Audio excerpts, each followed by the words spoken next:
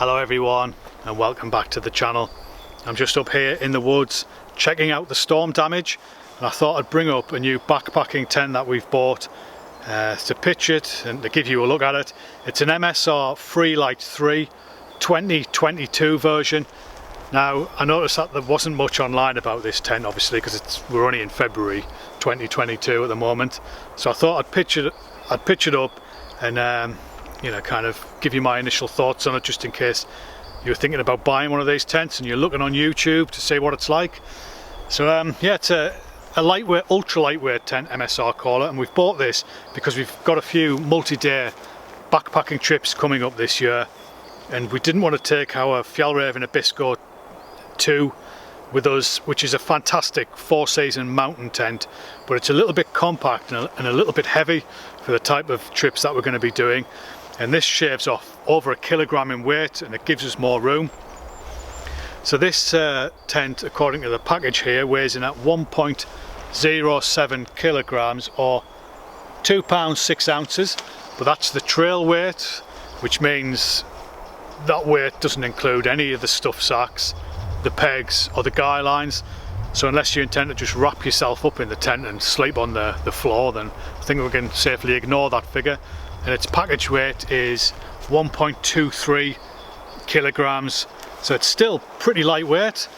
Now I think this tent's been around for a while, and this is an updated version, but this version is lighter, it has more space, and it's also cheaper than its predecessor. And I've never owned an MSR tent before, so this is a first for me. So I'm going to finish this coffee and then I'll pitch the tent and we'll have a look. So inside the bag you get the pole system, which is a single pole. It's a hubbed pole system. Now these are DAC aluminium featherlight poles. You also get a bag of ultralight tent pegs. There's about 8 of them in here. Not much bigger than a toothpick. And then you get the rain fly and then the mesh inner. So what we'll do now is we'll get this mesh inner set up and we'll have a look at the dimensions. So before we start, I'll just show you the upgrades that I've already done to this tent. That's the size of the tent peg that comes with it. Now I have used pegs exactly the same as this before, and they do work well if you've got good compact turf.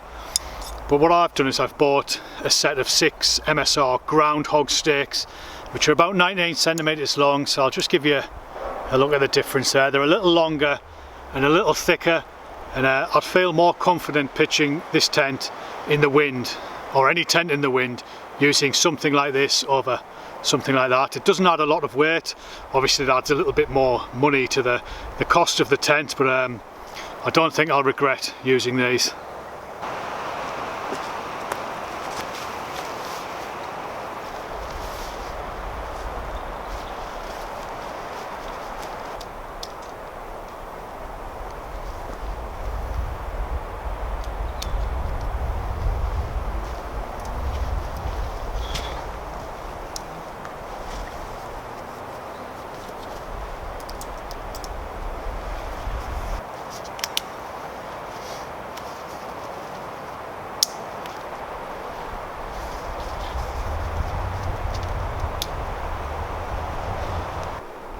So that's the inner setup. Went up pretty easy there. It's just got one centre pole system, and then this pole here on top is separate, and it just kind of clips on those 2 clips there and then into the end of the mesh net. So it didn't take long to get up. Now I think one of the advantages of using these larger pegs is that the fly sheet actually attaches to this as well, and to this other corner. So I think the larger pegs are a pretty wise investment. Now in terms of dimensions, the inner of the tent is 168 centimeters wide by 215 long. Now looking at it, you can see it's perfectly sized for 2 people. Might be a little bit of a squeeze for 3. You've got a number of different pockets here. I can see one there, There's one in the loft here, and then there seems to be one on either side. Now there is 2 doors to this tent, which is a pretty good feature. I'll just open the zip. Now the zip system, you've got 2 zips that finish in this corner, and that's if you want to get up in the night, you don't have to hunt around to find the zip. They're always going to be in the same place. Yeah, so far so good.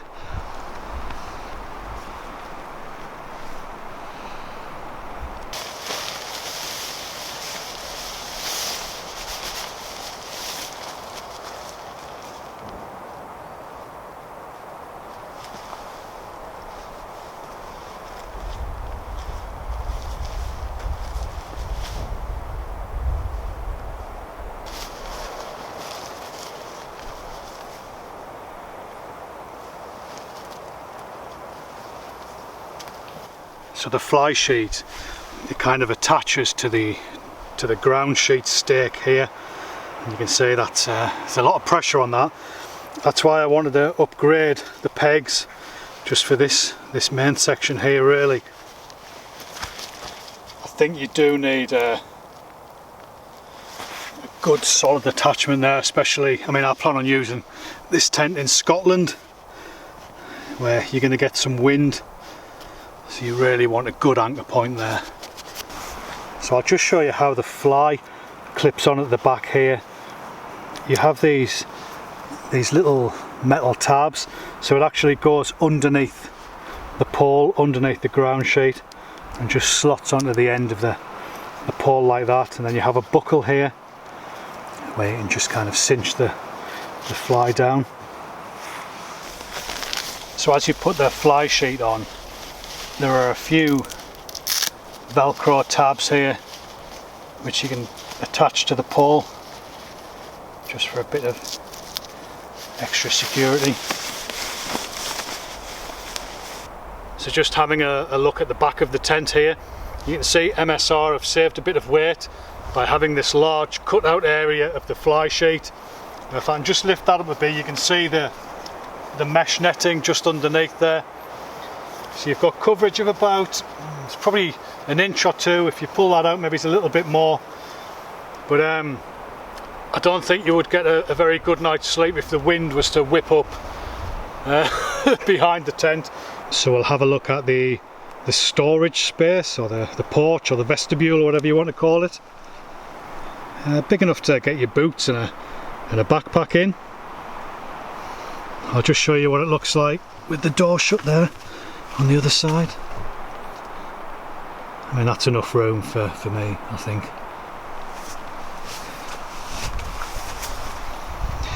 Now there is one issue that I have noticed, and it's this side of the tent here. You can just see it it just flops against the inner when you've got the door open.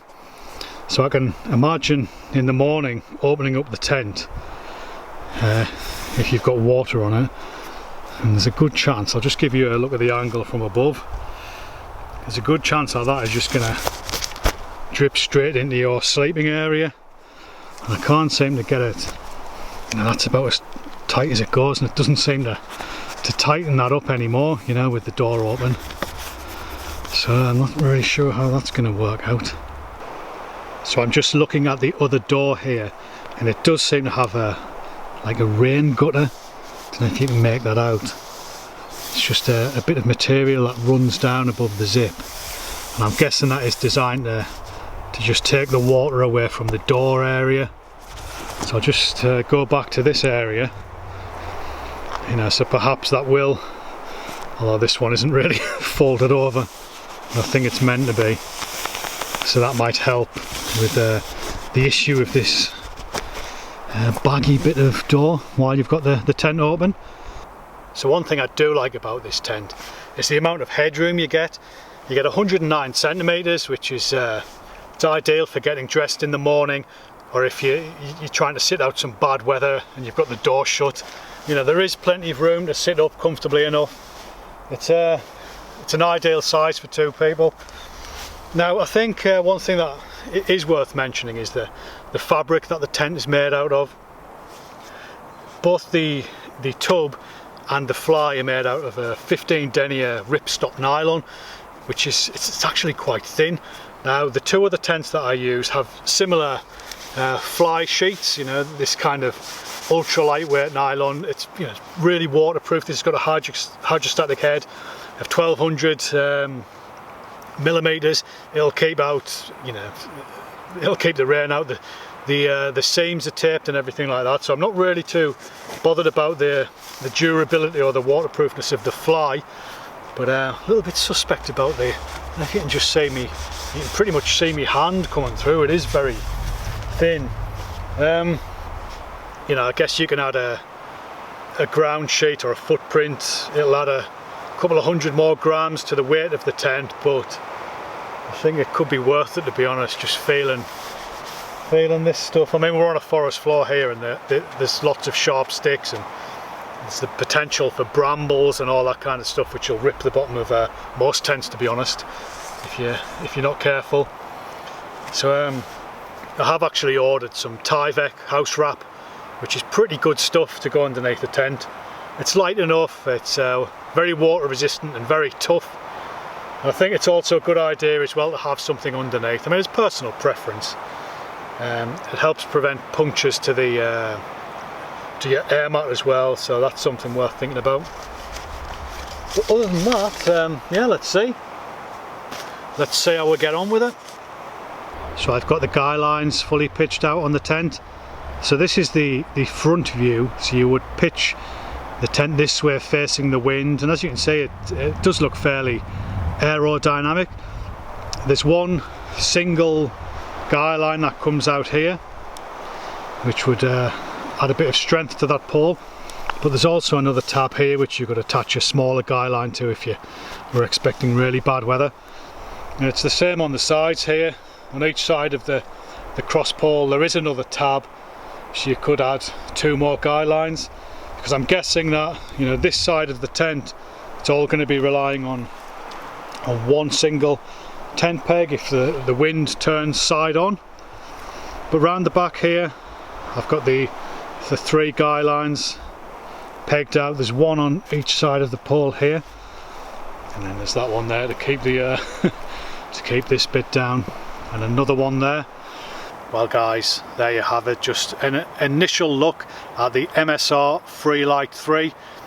MSR do a two-person version and a one-person version in this tent as well for this year 2022. Obviously I can't say too much about the tent, this is just an initial view. I just wanted to upload it just in case anyone was thinking about buying the tent. It's not cheap, it retails here in the UK at £499. So yeah, it's a bit of an investment, but it is very lightweight. It's definitely roomy enough for two people, and I think it'll suit my needs. You know, if I was heading up in the mountains or in the fells and I was expecting bad weather, I'd take my Fjallraven Abisko and I'd leave this at home. But yeah, I mean, it is what it is. A couple of things I would, for the price, I would like to see a repair kit, a pole repair kit, and perhaps some material to repair the floor and the fly sheet. You know, other tents in this price bracket would supply you with those. And also I think it should really come with a set of MSR groundhog pegs as well, not just the little toothpick sized ones, even though they're good enough for most conditions, good turf, decent weather. I think really for the price you should get a really decent set of pegs as well. So there's a couple of minor gripes, but we'll just see how we'll get on with the tent over the next year. So yeah, that's me done, I think. So as ever, thanks for watching the video. I hope you found it useful. I'll catch you again in the next one.